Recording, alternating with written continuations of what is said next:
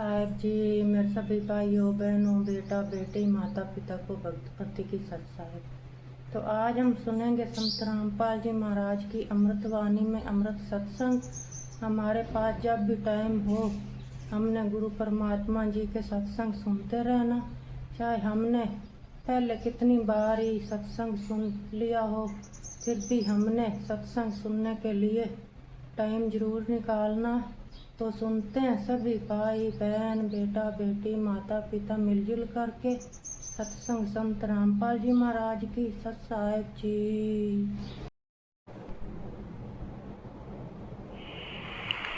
बोलो सतगुरुदेव की जय। सर्वसंगत से प्रार्थना है, सत्संग प्रारंभ हो रहा है। कृपया सत्संग स्थल पर विराजमान होकर के श्रद्धापूर्वक सत्संग सुनिए। परमेश्वर की प्यारी आत्माओं से पुनः निवेदन है, सत्संग प्रारंभ हो रहा है। कृपया सत्संग स्थल पर विराजमान होकर के श्रद्धापूर्वक सत्संग सुने। सत साहिब भूलियो चाहे लाख लोग मिल जाए, हमसे तुमको बहुत है, तुमसे हमको नहीं। वो गुण किए तो बहुत किए, वो करत न मानी आरे। भावे बंदा बख्श दियो, भावे गर्दन उतार।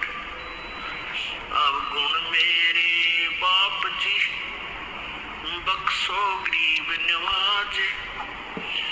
जो मैं पोत कपोत हूँ, बोर पिता को लाज। मैं अपराधी जन्म का, नक्सिक बड़े विकार। तुम दाता दुख भंजना, मेरी करो संभार। बंदे तू कर बंदगी, जय चावे दीदार। अवसर मानुष जन्म का, भाई मिले न बारंबार।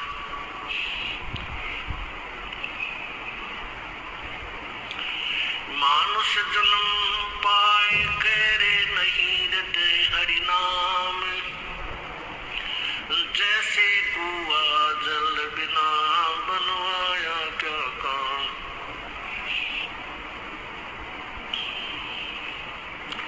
मानुष जन्म दुर्लभ है, ये मिले न बारंबार। जैसे तरवर से पत्ता टूट गिरे, वो बौर न लगता डार। साथी हमारे चले गए, साथी हमारे चले गए, हम भी चलन हारे। कोई कागज में बाकी रह रही, तात लगी है वार। पतझड़ आवत देख कर, बन रोवे मन माही। वो ऊंची तेरी बात थे, अब पीले हो जाही। बात झड़ता यूं कहे, सुन भई तरवर राय। अब के बिछड़े नहीं मिले, न जाने कहाँ गिरेंगे जाए। तरवर कहता बात से, सुनो बात एक बात। यहाँ की यही रीति है, एक आवे एक जात। कबीर झूठे सुख को सुख कहे, ये मान रहा मन मोद। ये सकल जबीना काल का, कुछ मुख में कुछ गोद। बेटा जाया खुशी हुई, बहुत बजाए थाल। ये तो आना जाना लगा हुआ है, जो कीड़ी का नाल। लाख गिरा से नित उठ दूती, माया आद तकत की कूती। 1.25 लाख घड़िए नित बांधे, अंसा उत्पत्ति पर ले डंडे। चतुर्भुजी भगवान कहावे, हर हट डोर बंधे सब आवे। ये अरहट का कुआ लोई, या गढ़ बंजा है सब कोई। कीड़ी कुंजर और अवतारा, हर हट डोर बंधे कई बारा। ये कोटिक करता फिरता देखा, हर हट डोर कहूँ सुन लेखा। परम पिता परमात्मा पूर्ण ब्रह्म सारी सृष्टि के रचनहार कुल मालिक कबीर देव, कबीर साहब, अल्लाह अकबर, ये वही परमात्मा है जिसने सर्व ब्रह्मांडों की रचना की है और जो हम सभी आत्माओं के एकमात्र मालिक हैं, पिता हैं। ये वही परमात्मा बनारस में भारतवर्ष की पवित्र भूमि पर काशी शहर के लहरतारा तालाब में विकसित कमल के फूल पर एक नवजात शिशु का रूप धारण करके प्रकट हुए। ये परमात्मा सन 1398 विक्रमी संवत 1455 ज्येष्ठ सुदी पूर्णमासी को अपने निज धाम सतलोक रत धाम वहां से चलकर आए और बनारस में काशी में एक लहरतारा तालाब के अंदर विकसित कमल के फूल पर नवजात शिशु के रूप में प्रकट हुए। परमेश्वर ने अपनी अमृतवाणी में, अपने उस सूक्ष्म वेद में हमें ये ज्ञान दिया है कि तुम यहाँ के निवासी नहीं हो, तुम गलत स्थान पर आकर के फंस बैठे हो। और काल भगवान ने, इस ब्रह्म भगवान ने आपको यथार्थ ज्ञान से वंचित रखा हुआ है। ना किसी विद्वान को पता, ना मैं ऋषि को ज्ञान कि ये अभी तक ये आत्म ज्ञान से भी कंसेप्ट क्लियर नहीं कर पाए हैं। आत्म ज्ञान के ऊपर ही उलझे हुए। आत्म ज्ञान क्या होता है? आत्म ज्ञान है अपने विषय में जानकारी, भी मैं कौन हूँ, कहाँ से आया हूँ और यहाँ मेरा क्या उद्देश्य है। इस गहराई तक भी नहीं पहुंच पाते हैं। जैसे अब आप मनुष्य शरीर में जन्मे हो, इसमें कितनी आपदाओं को आप झेलते हुए अपने जीवन रूपी सफर में यात्रा कर रहे हो। जब तक इस प्राणी के पुण्य चलते हैं, प्रारंभ में जो लिखे हुए पुण्य चलते हैं, तब तक तो ये प्राणी बहुत सुखी नजर आता है। किसी के पास उच्च पोस्ट होती है क्योंकि वो पिछला पुण्यकर्मी प्राणी है, बहुत अच्छे संस्कार हैं उसके। वो पिछले जन्मों में की हुई बैटरी चार्ज आज बगैर चार्जर के भी वो काम कर रही है, क्योंकि वो पहले संग्रह कर चुकी है एनर्जी। उसके आधार से वो प्राणी वो बहुत सुखी भी है, अच्छी पोस्ट है या कोई अच्छी फैक्ट्री लगा रखी है, बच्चे भी नेक है, अच्छे एजुकेटेड हो गए, बढ़िया पोस्ट प्राप्त होगी, उनकी शादी भी, जैसे हम जिनको उच्च घर मानते हैं माया के धनवंतों को, उनमें अच्छे घरों में उनकी शादी भी होगी, ब्याह हो गया। ये उन सभी बच्चों के पूर्व जन्म के पुण्य है और उस प्राणी के जिसके वो बच्चे हैं। तो उसमें वो प्राणी जो सुख महसूस करता है, इस झूठे सुख को ही सुख मान रहा है।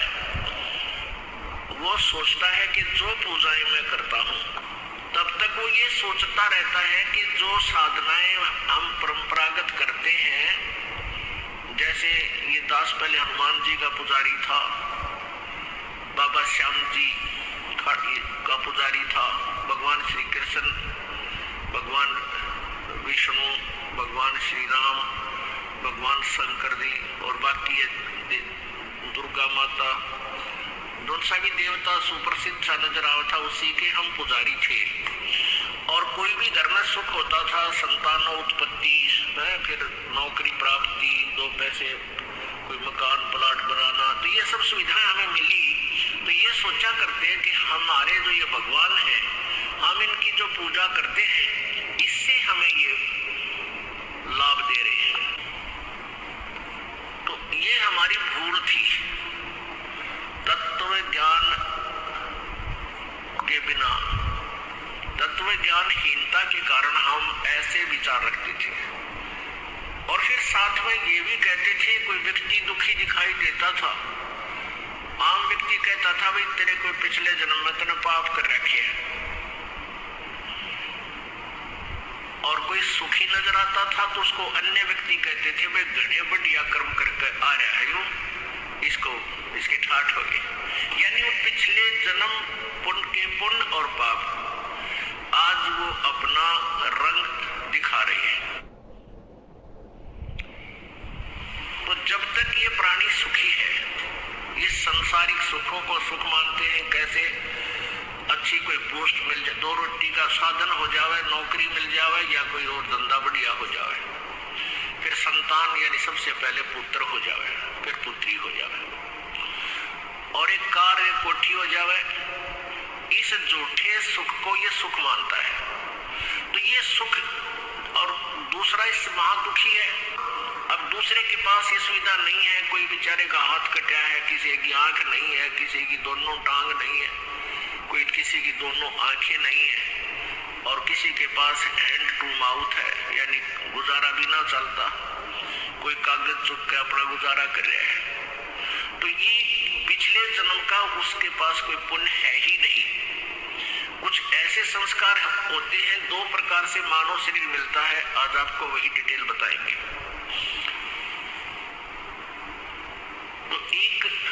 तो ऐसे जो प्राणी आप नजर आता है कि बहुत सुखी है, और वो फिर क्योंकि सुख जितना भी उसको उसके भाग्य में प्रभु ने लिखा है, वो सुख उसको पूरा देता है काल भगवान।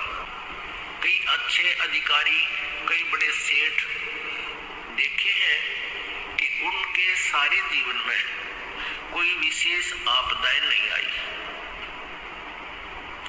और लास्ट में कति अंत में उनकी वो दुर्गति देखी है कि उसको देखकर कलेजा मुंह को आवे। और कुछ ऐसे भी पुण्यकर्मी प्राणी थे कि वो पहले सारे जीवन में भी स्वस्थ भी रहे, और उनके संतान भी अच्छी रही, ठीक रही, और मृत्यु अंतिम श्वास भी अचानक हार्ट अटैक से वो चले गए, यानी बुढ़ापे के कोल्हू में नहीं पड़े। तो यहाँ जो तत्व ज्ञानहीन प्राणी जो भक्ति से दूर है, वो क्या कहते हैं कि भाई वो भक्ति करता था, वो तो भुगत कर मरा, और देखिए कति भक्ति नहीं करता था, और अचानक किसी सुथरी मौत आई, बहुत बढ़िया मृत्यु आई इसकी। तो पुण्यात्माओं, ये दंत कथा है, लोक वेद है, किंवदंतियां हैं ये सारी। जिस व्यक्ति ने कभी साधना कैसी ही नहीं की, और ठीक है बुरे काम भी नहीं करे, वो पिछले जन्म का अच्छा संस्कारी प्राणी था, और पिछले पुण्य कर्मों के से उसका स्वभाव भी अच्छा था। इस जन्म में भक्ति नहीं की, लेकिन पाप भी विशेष नहीं किए। तो पिछले पुण्य जब तक उसके चले, ये जीवन बिल्कुल पूरा का पूरा जीवन भी हमें ऐसा लगा जैसे वो सुखी ही रहा। अब वो बैटरी उसकी डिस्चार्ज होगी, अगले जन्म में हो सकता है कोई जन्म मनुष्य का उसका शेष रह रहा हो, वो भी मिल सकता है ऐसे प्राणी को। और फिर अगले जीवन में, क्योंकि ये रेड का कुआं है, नीचे भरो ऊपर खाली, नीचे भरो ऊपर खाली, एक अंत थोड़ा ही इसका। तो फिर उसके ऊपर ना जाने कितना दुख आवेगा। तो ऐसे ही जो प्राणी हमें सुखी नजर आवा था और भक्ति भी करता था, जैसे भी परंपरागत साधनाएं, जैसे साल भर में 1-2 बार तो कहीं इष्ट धाम पर जाते हैं, मत्था टेक आते हैं, सारे बच्चा के तिलक लगा देते हैं, सबकी 2 वहां लगवा लेते हैं। तो इसी ऐसी साधनाओं को हम फाइनल मान चुके थे, या बहुत है। या कोई और अच्छी आत्मा थी, वो अपना को हनुमान चालीसा कर लेता था, हमारे जैसा कोई गीता जी का पाठ कर लेता था, शिव पुराण, विष्णु पुराण आदि इन ग्रंथों को पढ़ लेते थे।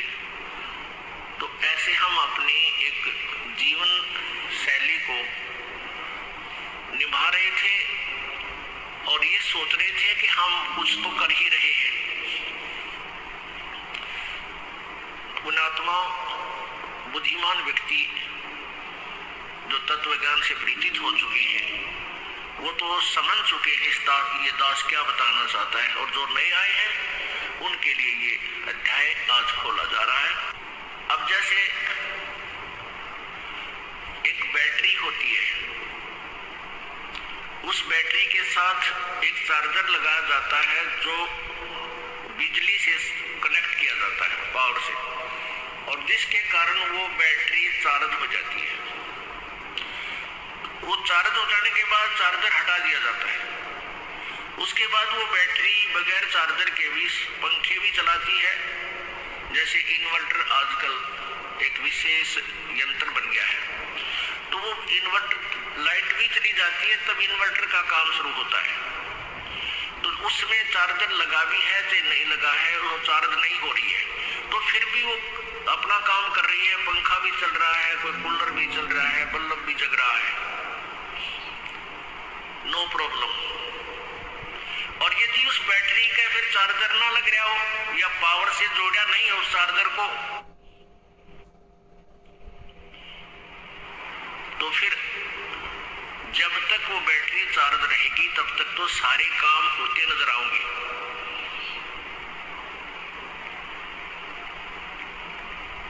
और जिस समय वो बैटरी डिस्चार्ज हो जाएगी एकदम, वो सारी सुविधाएं समाप्त हो जाएगी। ना बल्ब जले, ना ट्यूब जले, ना पंखा चले, और ना ही कोई कूलर काम करे। पुण्यात्मा इसमें बैटरी चार्ज करने में दो तरीके हैं।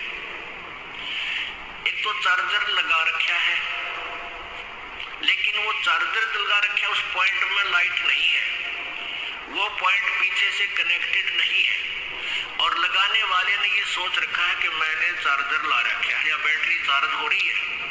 ये तो समझ लो शास्त्र विधि त्याग का मनमाना आचरण। अर्थात जैसी साधनाएं हम पहले करते थे, बाबा श्याम जी के माथा टेक आए, सालासर जा करके हनुमान जी के वहां मत्था टेक आए, हनुमान चालीसा कर लेते थे, गीता जी का पाठ कर लेते थे। ये हमारा मनमाना आचरण था, शास्त्र अनुकूल साधना नहीं थी। तो ये चार्जर भी लगा रहे थे पर पावरलेस पॉइंट में। हमने पावरलेस पॉइंट में चार्जर लगा रखा था, हम चार्जर लगाए हुए भी थे लेकिन बैटरी चार्ज नहीं हो रही थी। एक वो प्राणी है जो भक्ति बिल्कुल करते ही नहीं और उनको भी खूब सुख है और खूब सुविधाएं प्राप्त है। जो झूठे लोग की जो सुविधाएं हैं, भौतिक सुख, तो बिना ज्ञान के हम नास्तिक न होंगे। हम उन प्राणियों को जो अच्छी पोस्ट पे हैं, कार भी है, उनके पास कोठियां भी हैं, अच्छी संपत्ति संतान है, तो वो कोई भक्ति नहीं करते, गुट्टी लावरे हैं, सिगरेट पीवा लांबी। तो भगत जो साधना करते थे, मनमानी आचरण करते थे, उनको कोई लाभ हो नहीं रहा था, वो दुखी दोनों हो रहे थे, और जो भक्ति भी नहीं करते वो सुखी नजर आते थे। तो समाज में नास्तिकता न्यों फैली कि जो थोड़ी बहुत शास्त्र विधि त्याग कर जो मनमानी पूजा करते थे, उनको तो लाभ मिल नहीं रहा था उस पूजा से, और जो बिल्कुल पूजा नहीं करते थे वैसे गोटी सूटी भी लाओ और खूब रिश्वत ले और खूब सारे ड्रामे करे, और वो सुखी नजर आओ थे। तो जो भक्ति कर रहे थे, जो दूसरे संतों के पास गए हुए बोली आत्माएं, या वैसे अपनी मनमानी पूजाएं कर रहे हैं जहां कहीं जा करके, तो वो उनको देखकर नास्तिक हो गए। जो थर्ड पर्सन होते हैं वो क्या कहते हैं कि भाई तुम तो भक्ति भी कर रहे हो और तुम्हारी दूनी दुर्गति हो रही है, और ये भक्ति कर ही नहीं रहा, लेकिन इसके ठाठ है भाई कितना भगवान, ये तो कहने की बात है।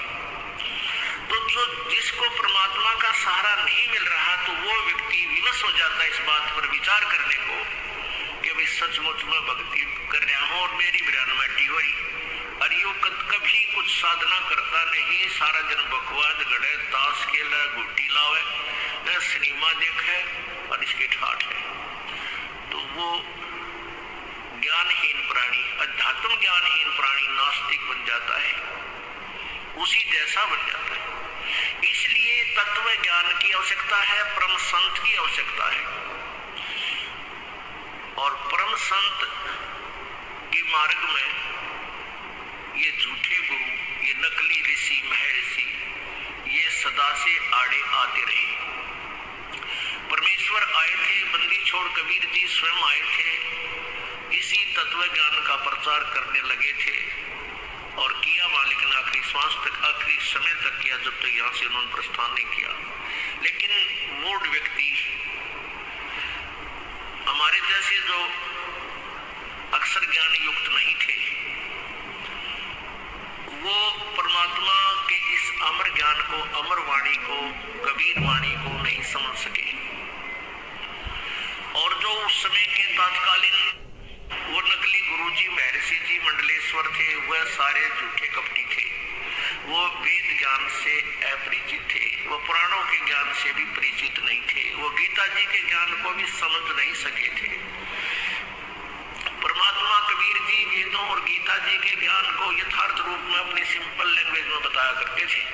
परमेश्वर कबीर जी इन सब सदग्रंथों के यथार्थ ज्ञान को, वेदों के ज्ञान को, गीता जी के ज्ञान को, पुराणों के ज्ञान को एज इट इज अपनी सिंपल लैंग्वेज में, साधारण भाषा में, संत वाणी में, अमर वाणी में बोल बोल कर बताया करते थे। लेकिन उन चतुर व्यक्तियों ने, जो गुरु थे, ये नकली गुरु थे, झूठे गुरु थे, और वो संस्कृत भाषा को जानते थे। संस्कृत भाषा के जानने के कारण हम उन्हें महर्षि और विद्वान मानते रहे। और परमेश्वर कबीर जी के बारे में वो नालायक क्या कहा करते थे, कबीर तो अशिक्षित है, ये संस्कृत भाषा नहीं जानता है, ये झूठ बोलता है, ये गलत कहता है कि ब्रह्मा विष्णु महेश नासवान है, इनके माता पिता है, इनकी पूजा से पूर्ण मोक्ष नहीं होता। क्योंकि वे सारे समाज को यही कहा करते थे कि विष्णु और शंकर जी यही पूजा के योग्य हैं, और श्री विष्णु जी तीनों रूप धारण करके, ब्रह्मा विष्णु शिव का रूप धारण करके पूरी सृष्टि को चला रहा है। ये अजर अमर है, इनके कोई माता पिता नहीं है। जुलाहा झूठ बोलता है, ये दानक झूठ बोलता है, इनकी बातें मत सुनना, ये ब्रह्मा विष्णु महेश का द्रोही है। तो वो झूठे गुरुओं का दाव लगा रहा, उनकी दाल गल गई।